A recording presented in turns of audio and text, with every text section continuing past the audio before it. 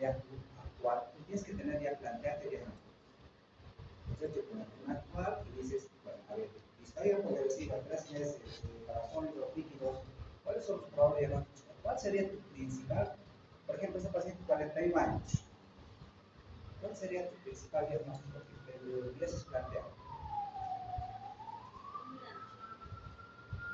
Al inicio estamos pensando en lo que era una falacia, una estenosis, porque como dice que hay esto, lo que es el dolor al tragar, entonces es algo disruptivo. ¿Cuál sería uno de los principales, pero más o menos, solo de falacia? Podría ser, digamos, falacia. ¿Por qué no cansas? O sea, igual habíamos pensado en eso, primero. ¿Pero por qué no podría ser cáncer? Por ejemplo, o sea, si invierto bien, después vamos a ver cómo que llega esto, ¿no? Pero digamos, 41 años, también 41 años, digo, escucha, cáncer. ¿Por qué no? Por el tiempo de evolución. Primero por la edad, ¿no? Es decir, es un poco probable que a esa edad tengamos esta patología, no es frecuente, ¿no? Pero tienen que eso, a mayor edad vamos a pensar en cáncer, 50, 60, 70 años, mientras más edad, más proyectos. Es una paciente relativamente joven, 41 años. Si pensar en cáncer no está con un diagnóstico, no está además con un diagnóstico, pero digamos, no sería el primero, digamos, analizamos solamente la enfermedad, ¿no? Si el otro diagnóstico diferencial que te decía tenía cáncer no disparia, pero no es progresiva, es intermitente, ¿cuál sería? Pero no es joven.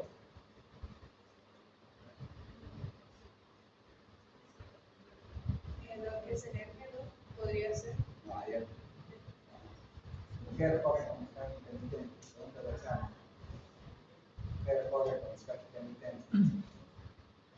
Joven, accidentes de alergia, accidentes de alergia, bronquitis, asma, igual, esofagitis, ya, la esofagitis, ya, estos famosos anillos de Sassi, esos anillos, las membranas pueden obstruir esta parte del esófago. No podría pensar que primero vamos a venir, ¿no? Después vamos a venir. Ya, después, pues, estas otras cosas que habría que plantearse, ¿no? Por ejemplo, estenosis péptica, o no tiene, vamos a ver, vayamos a ver, entonces, ¿cuál es el problema que dije yo a ustedes? Acalasia, podría ser, la joven acalasia, 2, más allá, digamos, pudiera que el cáncer de esófago, porque esa era la localización, 3, digamos, con este, que es eosinofílica, porque es como un 3, y otro, Pues, estenosis péptica, podría ser, pero ahora vamos a ir viendo todos esos diagnósticos con sus antecedentes. Vamos con sus antecedentes.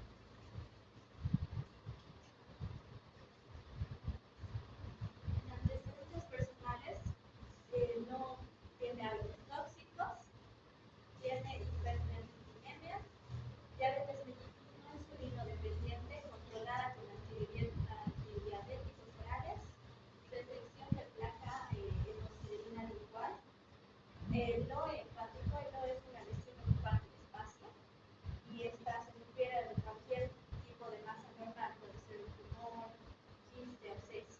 Esta es estudiada por ecografía desde el 2006, encontrada en la sección superior del lóbulo hepático derecho de 11 centímetros, compatible con hemangioma. Se hace una nueva ecografía en el 2009, donde el lóbulo hepático derecho es de 3,3 centímetros. Sin poder presenciar su naturaleza, se va a realizar lo que es una resonancia magnética, donde el LOE va a estar de 3,2 centímetros, sin lograr diferenciar entre hemangioma o hepatocarcinoma.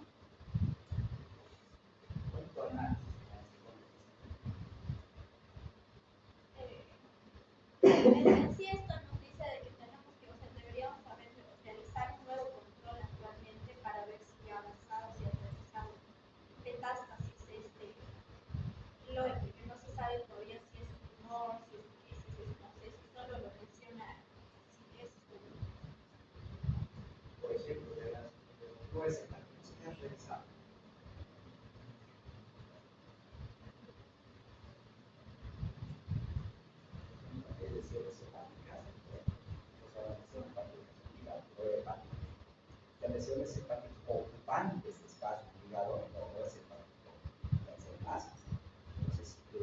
lesiones pueden ser benignas, pueden ser malas, pueden ser secundarias.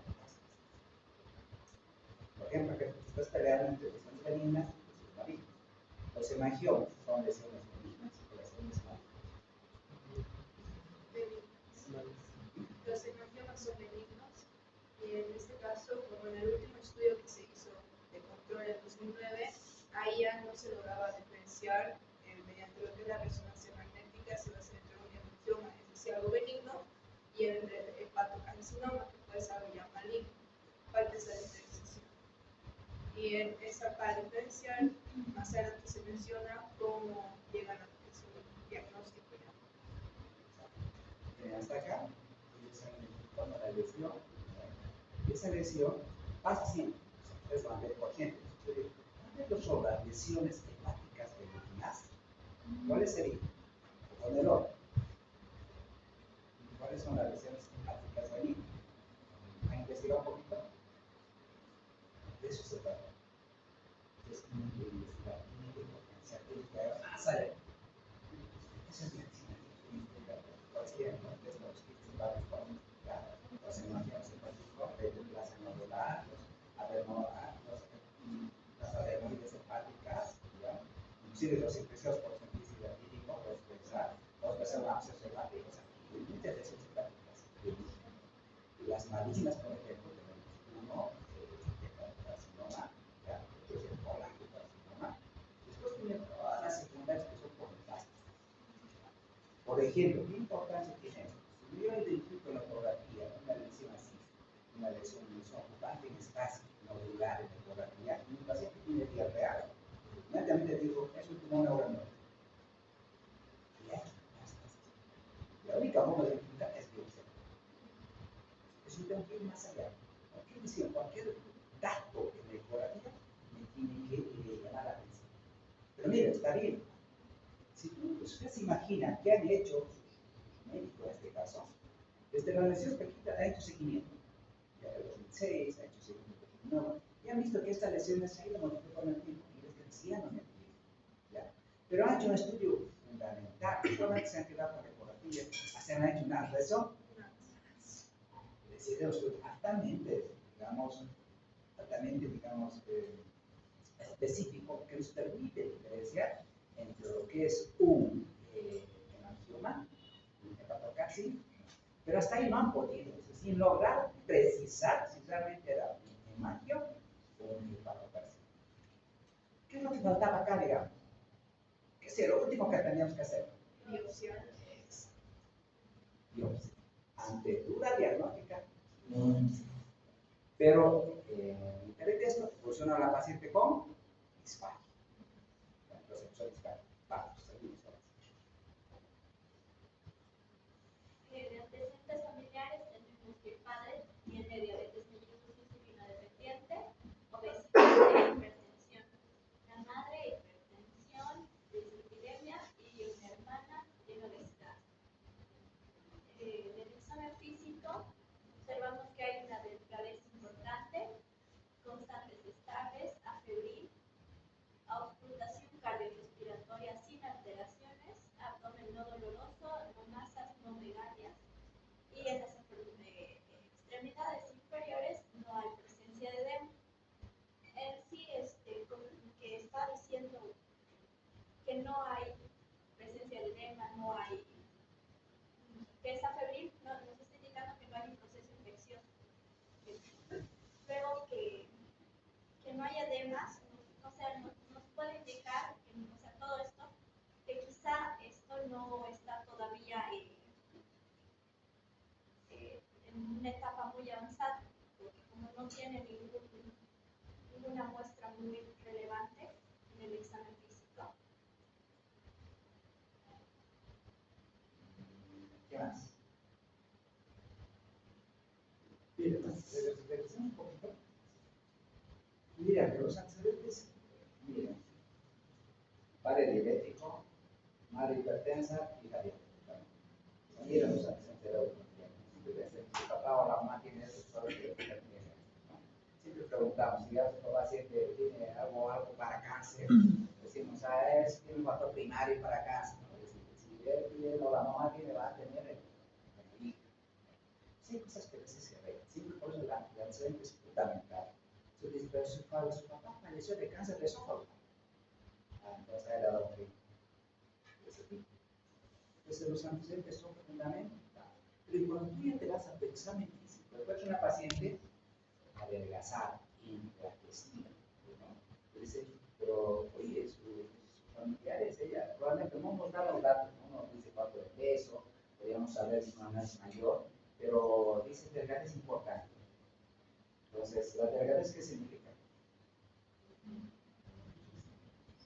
Supongamos que este paciente está bien bastante peso, será que la disfagia o será que hay algo más, pero mucho peso, ¿no? Eso es un marcador para el neoplásico, ¿no? De cáncer. Por eso decimos cáncer.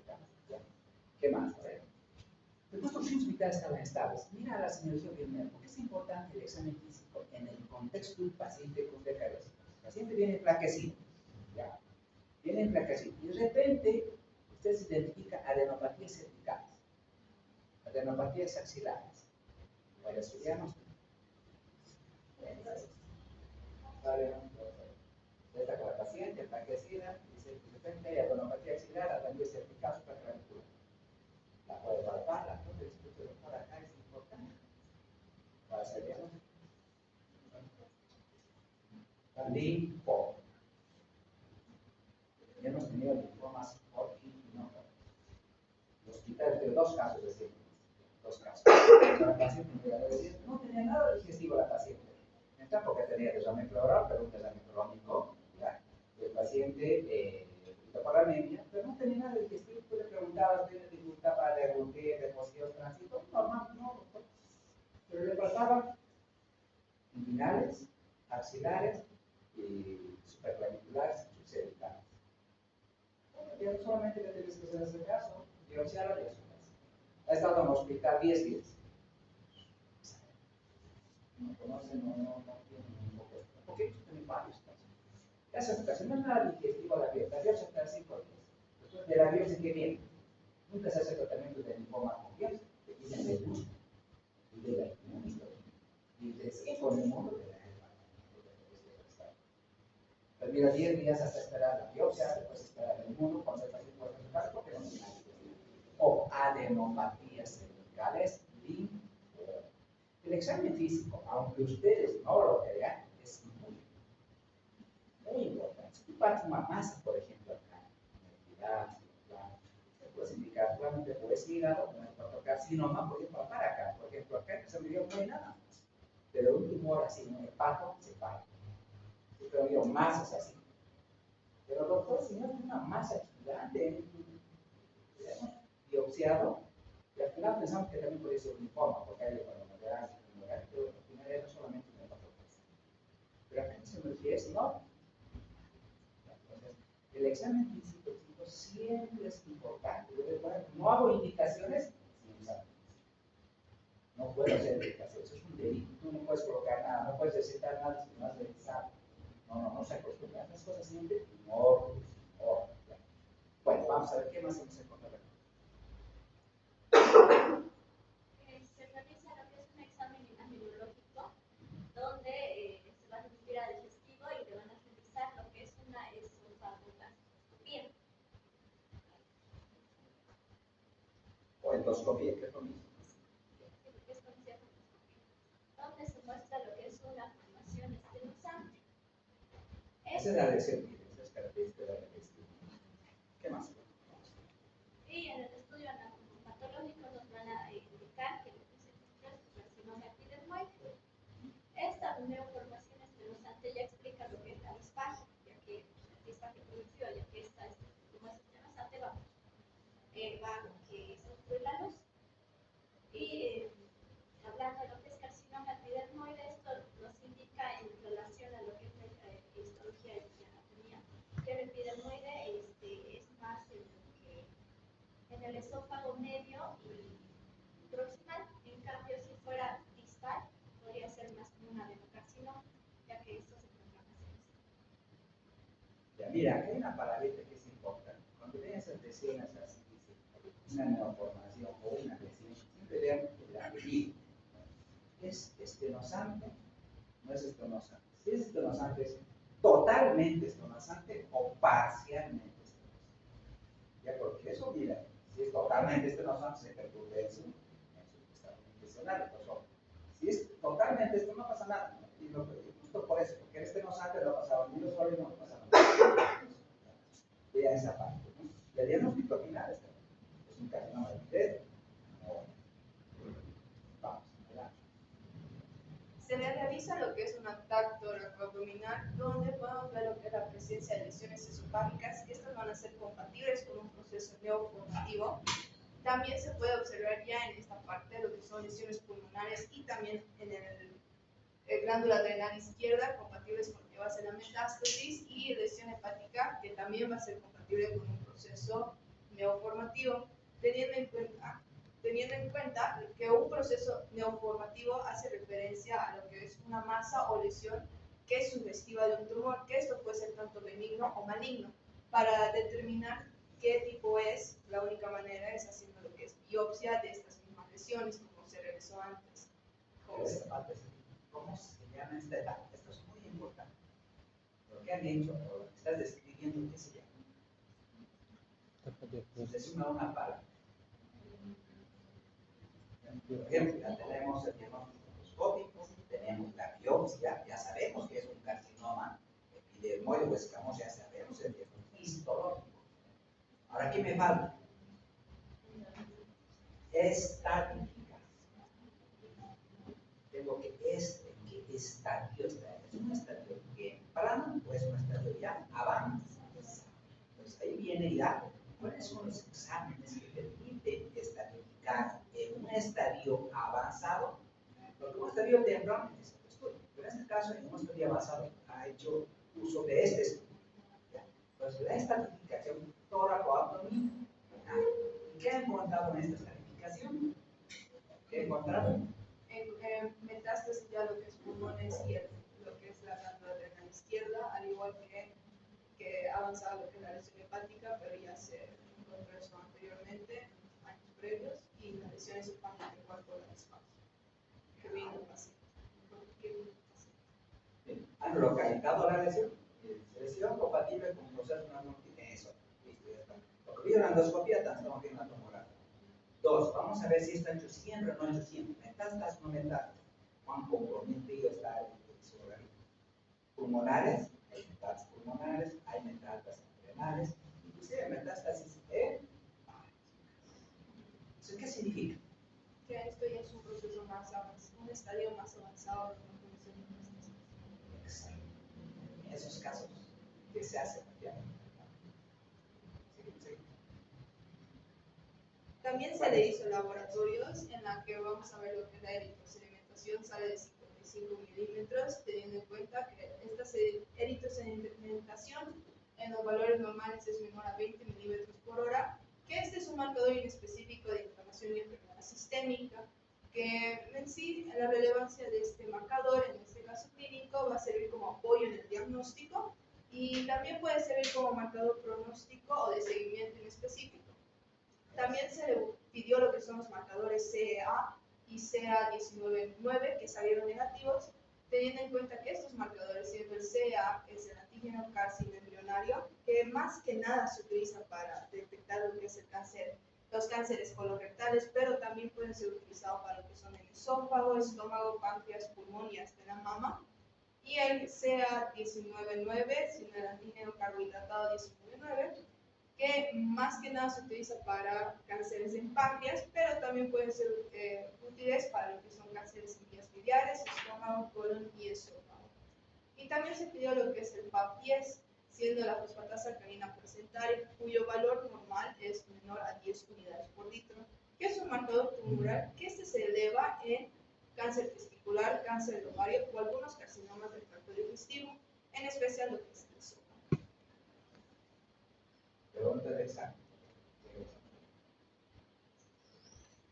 Un CA y un 19.9, un CA negativo, descarta cáncer colorectal, descarta cáncer pancreática gástrica.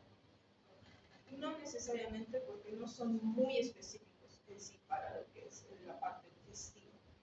El CA 19.9, para lo que es el CA, sí es específico para el colon rectal, pero más que nada para eso. Así que si estuviéramos sospechando de que fuera en otro órgano, como el esófago o el estómago, no es 100% específico, podría decirse. Si bien no es específico, eso es claro, eso es importante, ¿ya? Porque, ojo, estos marcadores tumorales, ¿ya? En estadios tempranos de la lesión, sea en colon rectal, o sea, en este caso, vía gástrico, en estadios tempranos pueden ser normales. ¿Ya? Pueden ser normales, no se confíen.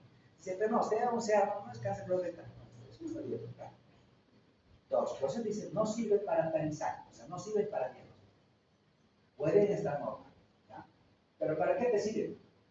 Para seguir, para seguimiento, recidiva, para eso es. Ahora, si tú tienes obviamente una lesión ya, digamos, una avanzada, con valores altísimos, así va de 40, allá, ¿no?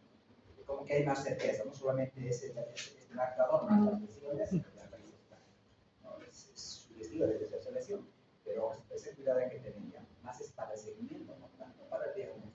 Puede estar falso y negativo. Ya vamos, ¿qué más? Llegamos a lo que es el diagnóstico de demencia, ya mencionó anteriormente, con lo que es la acalasia, por el hecho de que la paciente viene con disfagias sólidos y líquidos desde el inicio. Puede ser también una estenosis péptica por ERGE, que se cree por la progresión lenta que tuvo en este caso, o puede ser una pseudoacalasia, porque también esta pseudoacalasia va a tener lo que es la disfagia, pero también con pérdida de peso, lo cual presentaba esta paciente. Pero a base de lo que se hizo la biopsia y los otros estudios complementarios, llegamos a ver que en sí el diagnóstico es un carcinoma epidemiológico con metástasis hacia otros órganos. Hay un dato que te falta. Podría ser una pseudoacalasia, digamos, ¿no? ¿Por qué no? Porque también es una lesión plástica. Sí. ¿Por qué no?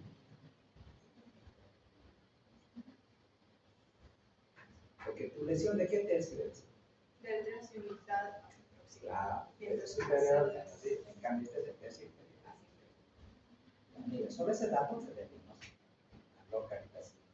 Si no podría pasar una pseudoacalasia, o pensar que la acalasia, o sea, no solo un factor de riesgo para el bilornoide es la acalasia. O sea, la acalasia predispone a carcinoma epidémico. Hoy está dentro de la cantidad de predispone, es un factor de riesgo. Entonces, por debajo de la acalasia, la pseudoacalasia está el carcinoma epidémico. Pero cuando es lisa, está. ¿Ya? Vamos.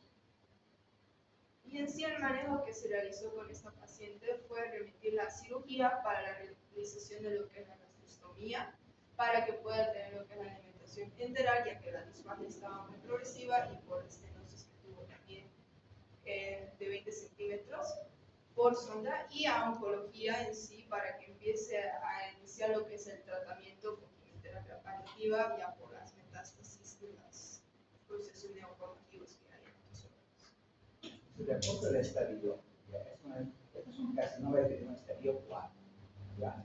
Que hay que metástasis. Por lo tanto, ¿el tratamiento qué es? Uno paliativo. ¿Qué le vamos a hacer? Pues suspender alimentar al paciente al tiempo que requiere, ¿ya? Porque por así no pasa nada. Hay que alimentar y darle calidad de vida. Muy bien, ¿qué más? Un aplauso. Bueno, con esa introducción ya es más fácil ahora el tema, ¿ya? Es facilísimo.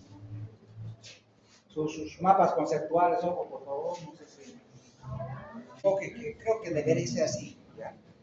No, decía, chicos, en la ciencia, sí. Ustedes saben, tenemos que meternos a la inteligencia artificial, aquí de todo. Yo tengo que entrar igual los estudiantes, los docentes tenemos que entrar a eso. Para nosotros tal vez más un desafío porque la información está ahí, tú lo tienes y ya te dan, ¿no? Pero la idea es, no es repetir lo que dicen, sino decirles, mira, esto tienes que saber, ¿no? Esto te voy a preguntar, esto te necesitas saber para tu práctica hospitalaria. Ese es el rol del docente, porque no tiene sentido si yo vengo a repetir lo mismo, ustedes lo pueden leer. Pero vamos a hacer énfasis algunas cosas que ustedes necesitan saber. Por eso vamos a tocar acá lo que el médico general debería saber. ¿Ya? O sin profundizar en ese especial, porque si no se van a perder. Hasta inclusive nosotros perdemos porque... Decíamos, y esto lo saben ustedes, por ejemplo, ¿por qué el cáncer de esófago tiene mal pronóstico? Siempre lo encontramos en estadios avanzados, lo saben. Dijimos en la primera clase. ¿Por qué? Y esto siempre preguntan las residencias. O en las residencias, cuando los exámenes van a preguntar esto. Doctor, ¿por qué el cáncer de esófago tiene mal pronóstico? Usted lo va a encontrar en un estadio temprano y cuando ya lo encuentra, está así, ¿no ve? Hay una diseminación, el 80% ya está diseminado. ¿Por qué? Pico del Nagelin, no, porque además no tiene C, entonces él tiene adventicia, el esófago solo tiene adventicia, tiene una rica indicación linfática, un rico drenaje linfático, ¿ya? Tóraco abdominal. Entonces, gracias a estas dos características, ¿ya?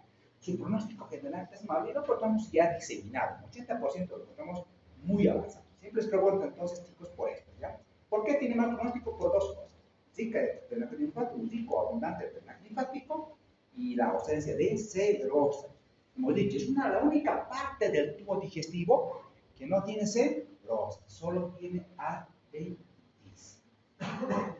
Bueno, vamos a la segunda. ¿Qué cosas más nos interesan?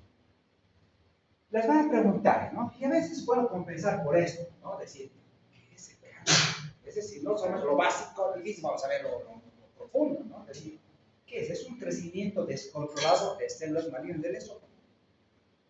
Claro, hay algo que está haciendo que estas células se vayan multiplicando,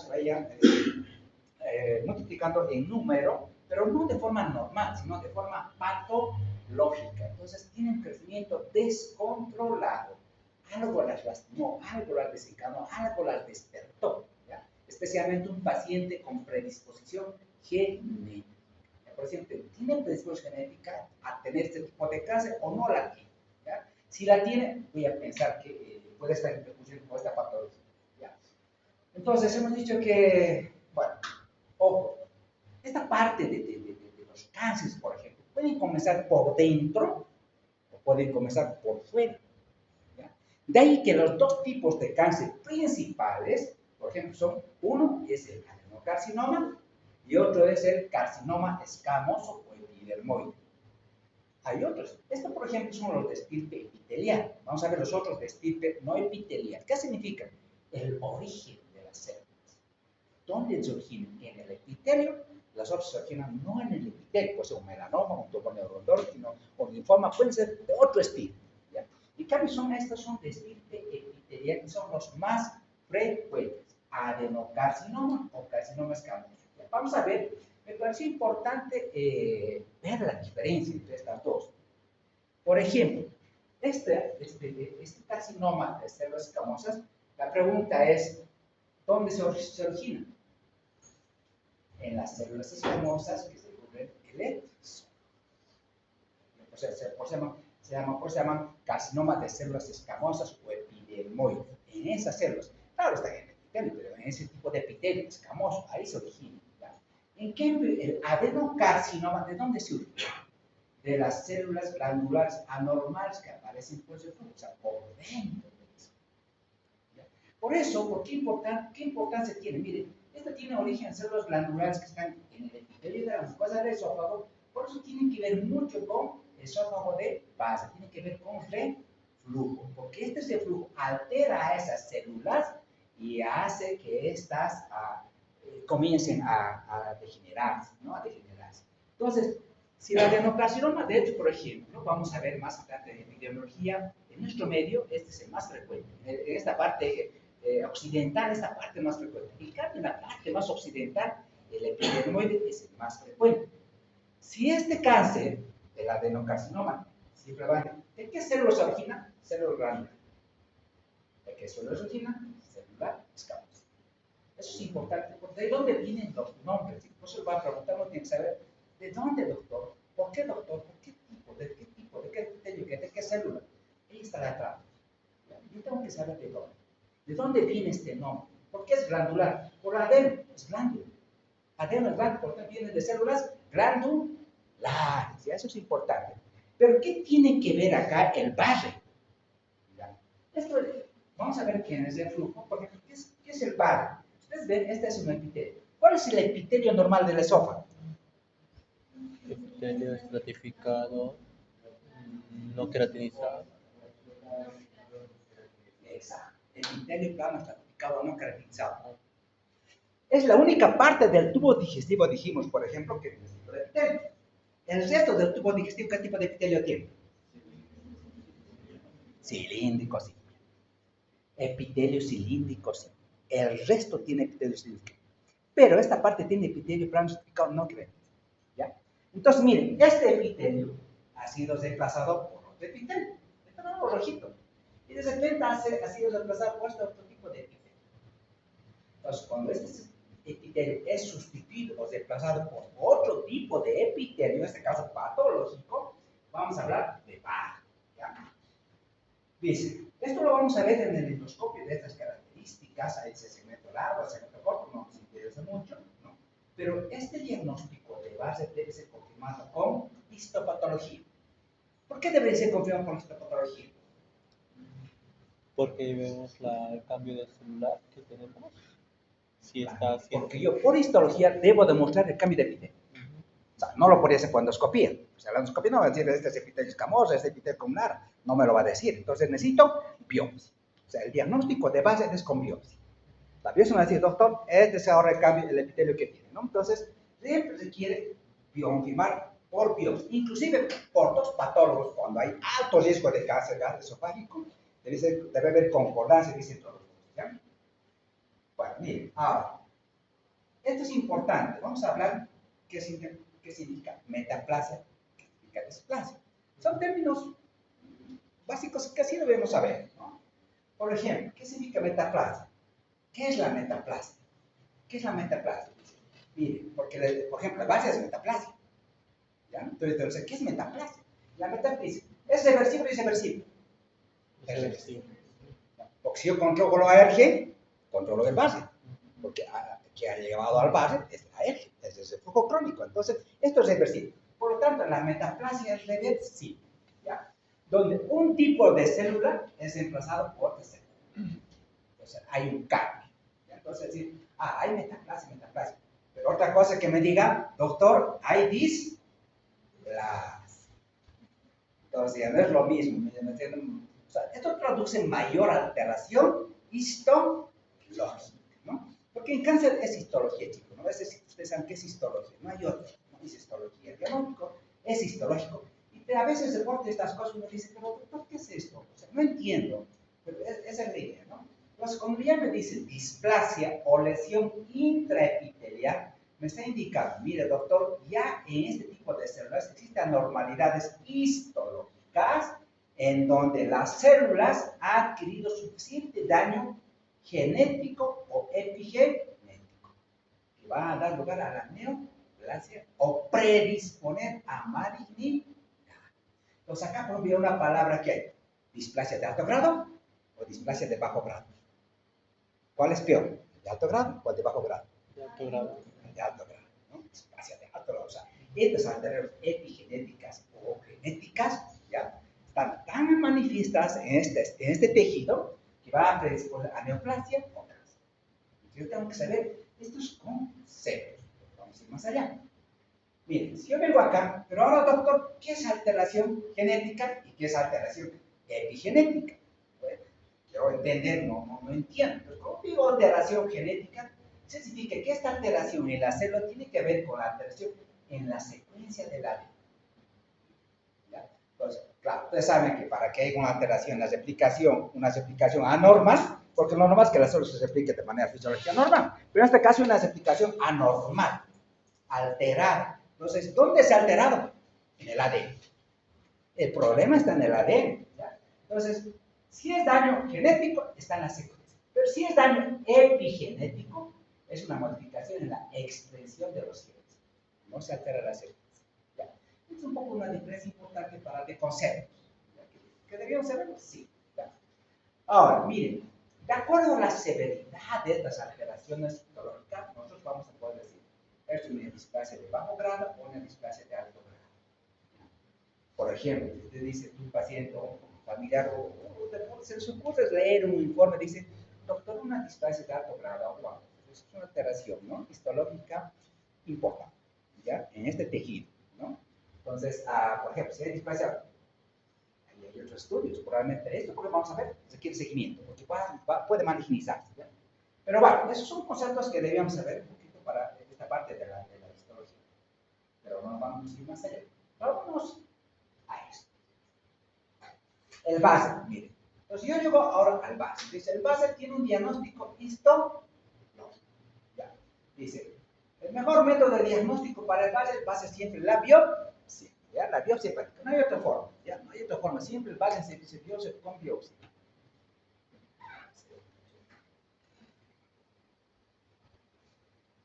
A eso. Ahora sí. Gracias. Entonces, el mejor método para diagnosticar, ¿por qué? Porque con la biopsia yo voy a ver, chicos, esto, ¿no? Metaplasia. Ahora ya sé que es metaplasia, cambio de epitelio. Entonces, ¿qué ha pasado? Un epitelio normal ha sido sustituido por otro epitelio patológico. En este caso voy a ver, miren, el epitelio escamoso normal del esófago ha sido sustituido por un epitelio cilíndrico de tipo intestinal. Y ese tipo de epitelio hay unas células que priman, las células calciformes, estas células. Cuando el patólogo ve esto, dice, basta. Epitelio escamoso sustituido por un epitelio cilíndrico de tipo intestinal con presencia de células calciformes. Este diagnóstico, chicos, a veces requiere siempre de la confirmación de dos factores.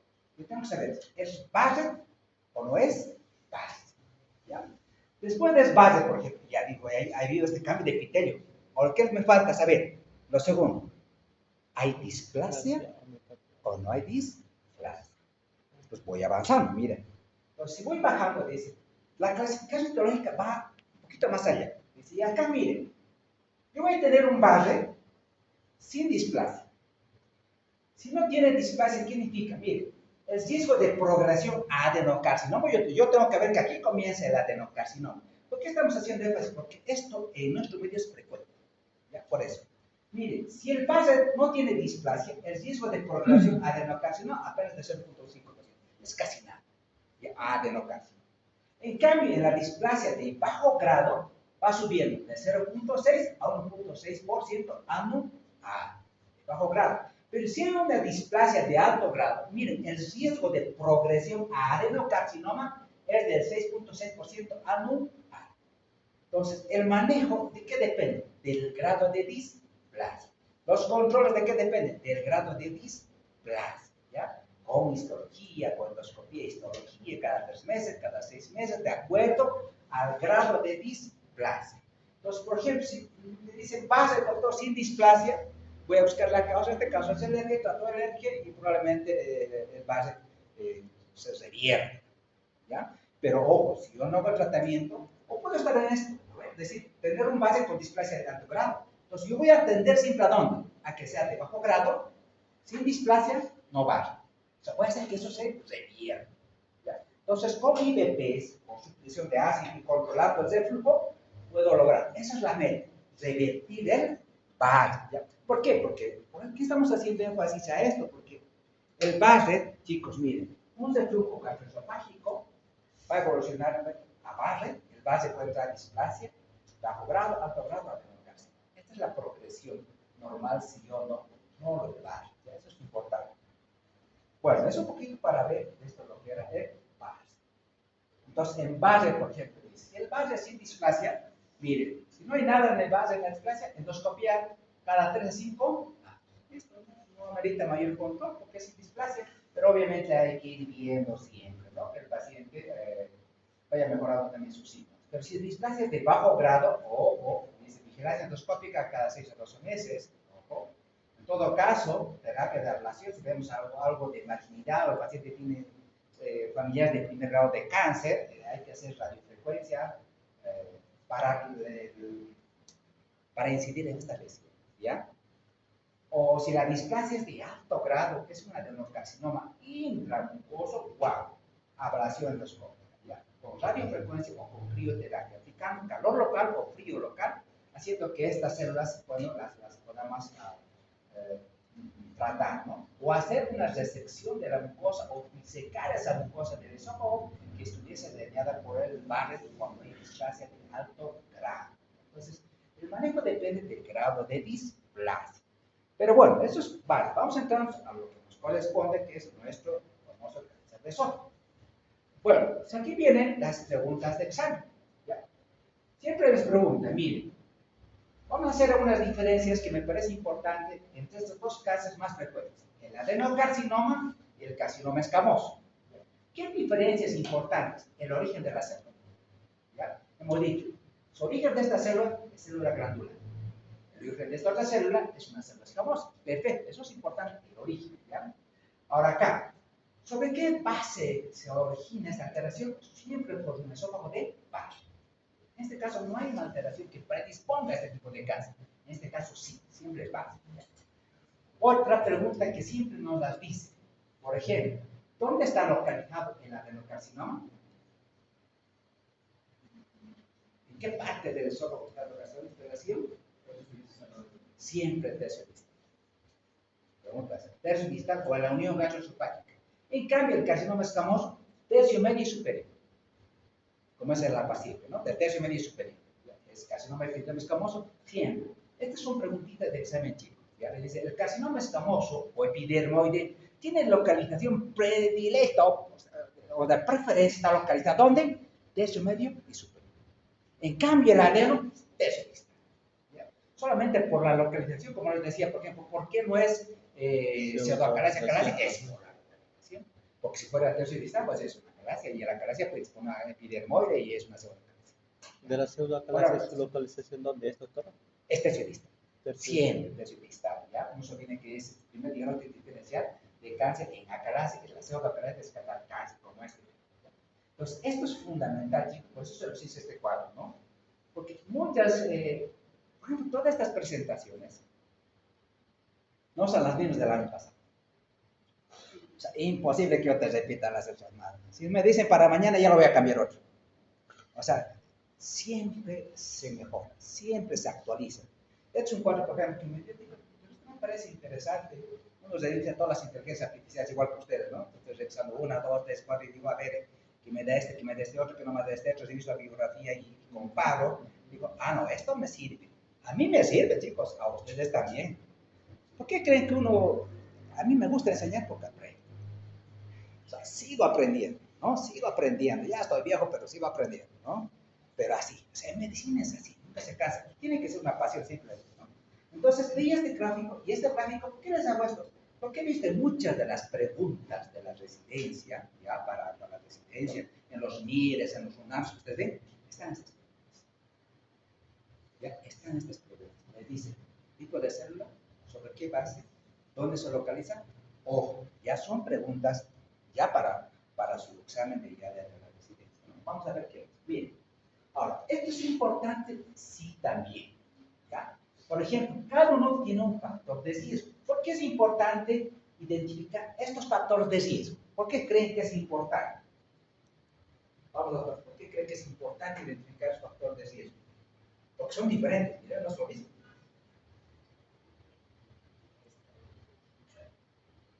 El adeno tiene otro factor de riesgo. Porque ahí puede predisponer a la patología o Yo empeorar. tengo que incidir sobre el factor de riesgo. O sea, yo tengo que incidir, porque si yo incido en el factor de riesgo, voy a solucionar su problema. Si no sé cuál es su factor de riesgo, o qué ha hecho que mi paciente, o qué riesgo ha hecho que lleve a este paciente a este tipo de patología, no voy a poder solucionar su problema. Entonces, es para incidir. Por ejemplo, el factor de riesgo de este paciente del adenocarcinoma, ¿cuál es? El G crónico. El G crónico va a llevar a la base, ¿ya? La obesidad, ¿a qué lleva? A reflujo crónico. No se ve que la obesidad va a llevar a reflujo crónico. Hemos dicho, ¿por qué la obesidad, por ejemplo, predispone a ERG? ¿Por qué la obesidad? Dentro de la fisiopatología que dijimos, es uno de los factores que hace, ¿no?, disfuncionaliza el esfínter esofágico inferior y predispone a él. Como he dicho, si no podemos, por ejemplo, en estos casos, podría yo tratar, digamos, ¿cuál es el tratamiento quirúrgico? Si es una obesidad extrema, el tratamiento con una manga gástrica. Podría ser una cirugía para la obesidad, ¿no? ¿Pero qué hace?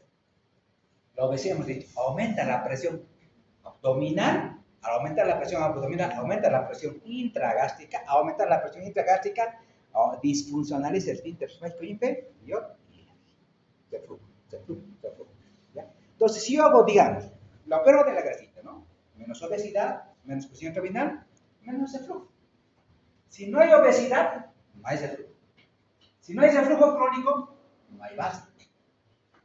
Entonces, yo tengo que incidir en este factor de riesgo. Si yo no soluciono este factor o no controlo, el riesgo de que mi paciente vaya a adenocarcinoma es alto. De ahí la importancia de incidir sobre los factores de riesgo. ¿Ya? En cambio, este otro, mire, en el carcinoma escamoso, ¿cuál es el factor de riesgo más importante? El tabaco, el alcohol. Por ejemplo, ¿qué lugares? ¿Por qué, por ejemplo, en esta parte digamos, del occidente, desde Estados Unidos, ¿por qué esta enfermedad es más frecuente? Tiene que ver con el tipo de alimentación, ¿no? Tiene que ver con la disfunción metabólica, con la obesidad, el hígado graso, tiene que ver con todo eso, ¿no? En cambio acá, ¿qué es lo que está pasando? Tiene que ver con esta parte, con lo tóxico, ¿no? El alcohol y el tabaco. En los países de Europa y Asia, esta es la principal causa de cáncer. El carcinoma escamoso en esos lugares. Tiene que ser relación más con el tabaco y el alcohol. Y esta deficiencia de estas vitaminas o antioxidantes. Y acá, pregunta de examen. Van a preguntar, por ejemplo, la calacia es un factor de riesgo de Carcinoma escamoso. eso. Y luego que se aplaza en el examen. Si es coloco, la calacia es un factor de riesgo de adenocarcinoma. Ahí la importancia. Estamos hablando de pseudocalacia, ¿ya? Y esto lo indica así. Para acá. Esta es pregunta igual de resi. Pero no, yo lo debo saber, o sea, no es que yo, en momento debo saber eso, ¿ya? Pero ojo, factor de riesgo. Entonces, eso es lo importante, ¿ya? De los factores de riesgo para incidir en esos factores de riesgo. Vamos a. Bueno, de la biología ya dijimos, ¿no? Por ejemplo, en nuestros países, en el mundo occidental, nosotros, Europa, Estados Unidos, ya sufrimos, ya el ADN. En cambio, la otra parte es el escamoso epidemio. A nivel mundial, es el más frecuente, el epidemio, ¿ya? Pero en esos lugares de Asia, ¿ya? Irán, China, es más frecuente el epidemio. En nosotros, el adenocarcinoma. Parte del mundo occidental, siempre el adeno que tiene que ver con los factores de riesgo. Se dice que es la octava a nivel mundial, sexta causa de muerte por cáncer.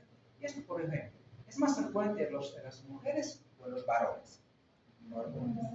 Siempre más frecuente en los varones, 4-1, ¿ya? Tiene que ver con los factores de riesgo, ¿no? La mujer siempre un poco más saludable, en general, ¿no? Siempre más saludable, más responsable. Pero en general, el varón, alcohol, tabaco, es mucho, tiene muchos factores de riesgo. Por ejemplo, les decía, ¿a qué edad? Esta paciente, por ejemplo, es un rarito, ¿no? 40 años con cáncer muy joven. Es muy difícil, y nadie se lo imaginaba. Y hicieron endoscopia y dijeron, porque casi no me fui, pero no pesaron, ¿no? Pero cuando yo vi los síntomas, le hicieron endoscopia en la paciente, ¿no?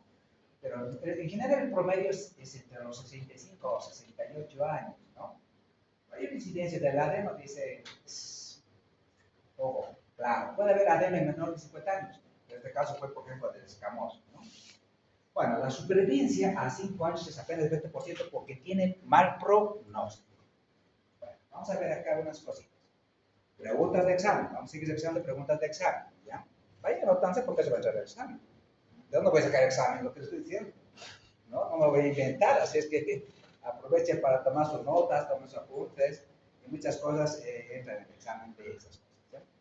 Bueno, por ejemplo, vamos a seguir. ¿Cuál es el comportamiento del adenocarcinoma y cuál es el comportamiento? O sea, ¿cómo evoluciona? ¿Cuál es su historia natural? ¿Ya? ¿Qué características tiene? Por ejemplo, el adenocarcinoma, dice, tiene a dar metástasis a ganglios locos regionales, principalmente a hígado y a pulmón. ¿Ya? Pero ¿cuál es la vía que elige? La vía hematórica. En cambio, el carcinoma escamoso da también metástasis regionales, pero principalmente da metástasis pulmonares. Pero ¿cuál es la vía que elige? La vía linfática. como nuestro bien escamoso está más por la parte superficial que se cubre al esófago, más aprovechan esa vía linfática. ¿Ya? En cambio, como no está por dentro, más utilizan la vía hematógena. Vía hematógena, vía linfática. Ahora, vamos a ver, por ejemplo, si da metástasis, ¿será importante este cuadro? ¿Qué dicen ustedes? Sí. Miren, el órgano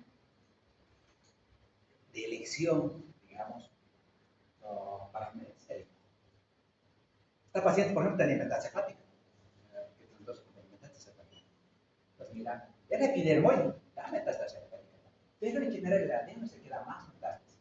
Miren, el 35% es hígado, el 20% es pulmón, el 8% es hueso, glándulas suprarrenales, peritoneal y cerebro.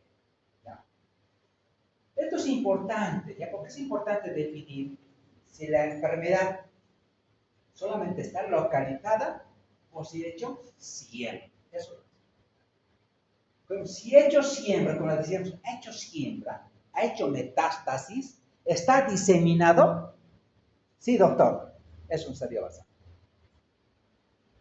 O es un estadio avanzado. Y la pregunta es, ¿a qué órganos hace siembra principalmente? La pregunta del examen, hígado. Ya se digo, el principal órgano de metástasis en cáncer de esófago es hígado. Ya después pulmón, hueso. Entonces, esto es importante.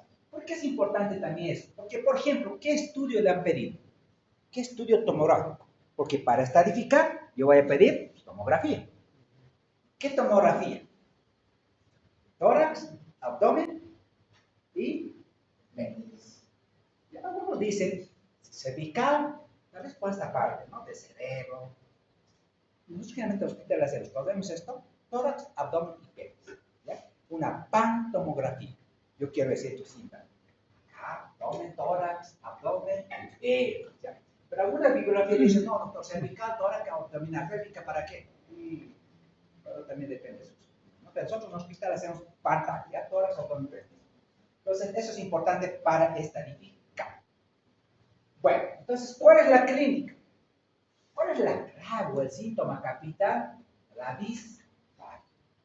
Si ustedes se dan cuenta hasta ahora, porque como ahora vamos a acabar el esófago, ¿cuál ha sido el principal síntoma que yo debo identificar, insistir en patología de esófago? Disfagia, progresiva, no progresiva, intermitente, no intermitente, con pérdida de peso y sin pérdida de peso. Disfagia. ¿Ya? Entonces, yo, por eso siempre la primera pregunta que les hago, ¿cuál es al paciente jefe de emergencia? Señor, ¿usted es glúteo? ¿Tiene dificultad? ¿Se atraganta acá? No pasa nada. Listo, solamente con esas preguntas se han descartado patología de esófago. Después de, pero doctor, se me hincha el estomaguito, siento mucho, no sé, tengo ganas de vomitar. El problema es de abastecimiento, cáncer de estómago, ¿ya? Pero no es eso, no es eso. Entonces la pregunta clave es eso. De gluten con normalidad, sí, descartaron patología de esófago. Miren, solamente por descartar este síntoma. Han descartado todas las patologías que ya hemos indicado de inicio. ¿Ya? Pero insistan siempre en esto, porque a mayor edad que hemos dicho, estas patologías que hemos dicho hasta ahora son muy frecuentes. Estenosis péptica, cáncer, acalasia. ¿Ya? Estenosis péptica, cáncer y acalasia. Entonces, siempre pensemos que a mayor edad, si este síntoma, las tres cosas que voy a pensar. Estenosis péptica como benigno, adenocarcinoma y acalasia. Bueno, mire este paciente. ¿Tiene dificultad para tragar? Sí, señor. Entonces es progresiva para sólidos y luego para él. Siempre tiene esa característica, ¿no? Claro, si es una disfagia, siempre va a estar asociada a pérdida de peso. Mira, acá tiene dos síntomas dados, ¿no? Tiene disfagia, tiene pérdida de peso. Si anotamos anemia más, listo, tiene 3 signos de alarma. Endoscopio, de entrada endoscopio, no hay que perder tiempo, ¿ya? Entonces, se puede tener odinofagia por la molestia, dolor retroesternal, pero los síntomas capitales son disfagia y pérdida de peso, ¿ya? Que son los síntomas fundamentales. Ahora, miren, acá ya no vamos a hacer radiografía, vamos a hacer contrastado, directamente endoscopia porque tiene síntomas de alarma, chicos, ya no podemos perder tiempo, peor si es una persona de la tercera edad. Miren, ¿cuál es el primer paso que yo debo hacer y este tipo de patologías cáncer endoscópico. Es lo que debemos hacer de entrada, ¿ya? ¿Por qué? Porque el endoscopio, ¿qué te permite? Ver la lesión. Voy a ver el tubo, miren, voy a ver la lesión. Y además voy a biopsiar, como hemos visto. Veo y lo veo. Listo, hasta ahí ya tengo el diagnóstico ya hecho, ¿no? Endoscópico, me dice, una lesión tumoral infiltrante, listo. O neoformación, ya tengo el diagnóstico de la lesión. Y la biopsia me dirá el resto, ¿ya? Entonces, la endoscopia es fundamental. Después viene la histología, como es el caso del caso clínico. ¿Qué decía la histología en el otro caso? Doctor, escamo celular o epidermoide. Listo. O podría haber sido al revés, es decir, adenocarcinoma. Estos son de estirpe epitelial. Este es el origen de estos otros, hay muchos más, pero cuando son epitelios puede ser un GIS, un leiomyosarcoma, puede ser un tumor neuronológico, un linfoma, depende de qué células se originen, ¿ya? Eso se llama estirpe no epitelial, ¿ya? Ahora, ¿qué pasa, digamos, si el diagnóstico es dudoso? Hay duda entre si es adeno o es escamo. ¿Cuál sería el estudio que tendría que hacer? Si les pregunto en el examen, doctor, entre una duda diagnóstica, entre un adenocarcinoma o un escamo celular, ¿cuál es el estudio que ustedes sugieren? Voy a poner varias cosas, ¿no? Voy a colocar biopsia, histoquímica, voy a colocar tomografía, laboratorio. ¿Cuál sería? Biopsia. Inmunohistoquímica. Ante duda diagnóstica, inmuno. ¿Ya? La inmunohistoquímica. Ante duda es el inmuno. ¿Ya? Entonces, ¿por qué? Yo tengo que tener la certeza de que es pues, adenoma o es escamoso. Entonces, puede el patólogo le dice, doctor, mire, este cáncer es pobremente indiferenciado o indiferenciado. O sea, no logro diferenciar. Entonces, inmediatamente él te dice, doctor, inmunohistoquímica. ¿Ya? Esta inmunohistoquímica es fundamental. Mire, ¿sabes por qué este cuadrito? Solamente como referencia, no es algo que se sepa y se memorice, pero miren la importancia de esto. Ellos dicen estos marcadores. ¿Vale? Cuando estos marcadores, para, por ejemplo, son positivos para adenocarcinoma, ¿cuáles son? Van a utilizar este tipo de marcadores, este tipo de tejido, y van a decir, ¿no? Es positivo para CK7, CK20, CDX2. Entonces, con esta inmunomarcación, ellos van a poder definir, decir, positivo para adenocarcinoma. O van a utilizar ese otro tipo de marcador, o va a marcar con este tipo de marcador, te dice P40, P63, CK5, es decir, positivo para escamo celular. O sea, la inmunohistoquímica al final te define, ¿no? En casos de duda diagnóstica. Pues eso es importante, ¿ya? A veces es bueno. Ahora están exigiendo mucho. ¿Por qué están exigiendo mucho? Porque detrás de la inmunohistoquímica está entrando la inmunoterapia. Ahora ya no solamente quimio, radio, ahora es inmunoterapia. Y para inmunoterapia te piden inmunohistoquímica. Pues ahora ya aquí se familiarizan un poquito con la inmunohistoquímica. Entonces, chicos, pregunta de examen, de duda diagnóstica, esto, inmunohistoquímica. Ya que sepan eso, listo, tampoco necesito que se memoricen. Lo importante es que sepan, la idea es clara. ¿Ya? Va. Entonces, ahora, ya tengo la biopsia. ¿Qué me permite ahora? Estadificar. Voy a estadificar. Para estadificar en estadios tempranos, voy a utilizar primero la ecoendoscopia. Después voy a utilizar la TAC y la PET-CT. Ya, miren, la ecoendoscopia, para ver qué lesión más la profundidad de compromiso de la pared, los daños que tuvieran más cercanos. Por eso dice la ecoendoscopia te sirve para estadificar en estadios tempranos.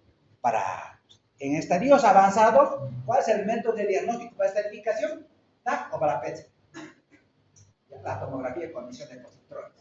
O sea, la PET-CT, ¿no ven? O la TAC es para estadificar en estadios avanzados. Eso tengo que saber. En estadios tempranos es la ecoendoscopia.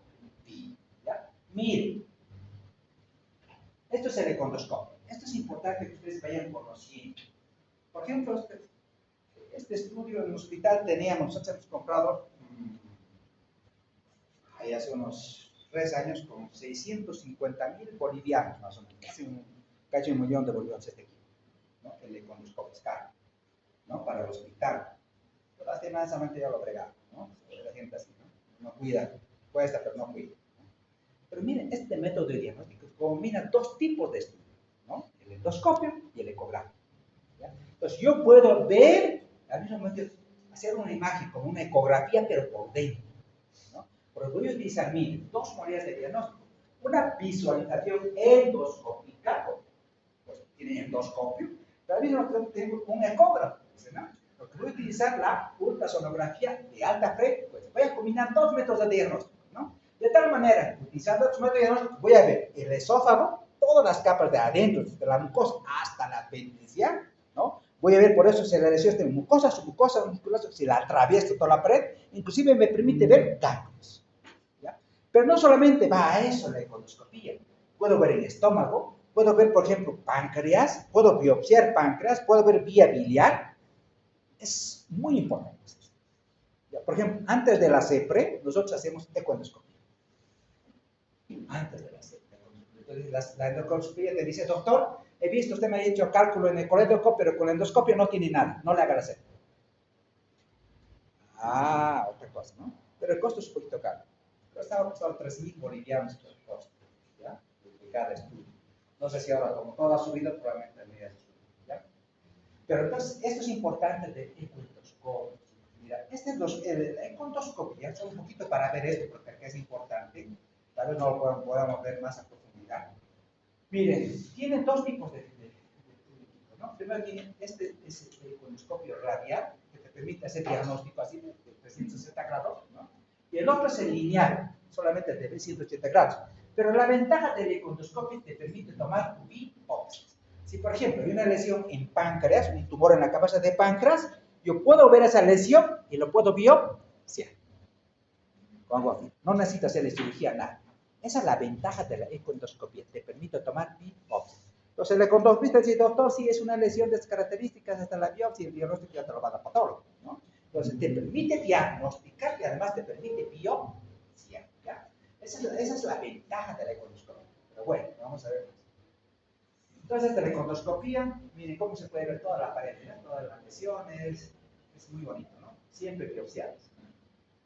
Entonces, en estadios tempranos hemos dicho la tomografía, ¿no? Para ver visualización, para ver cielo. Ahora, para estadificar. Esta es la clasificación universal, ¿no? TN, ¿no? Para ver tumor, para ver toda la pared, el nodo, cuántos ganglios linfáticos nosotros tenemos, y la M de ver metástasis, no hay metástasis. Entonces, vamos a ver, miren, con la econdoscopía se va viendo todas estas lesiones.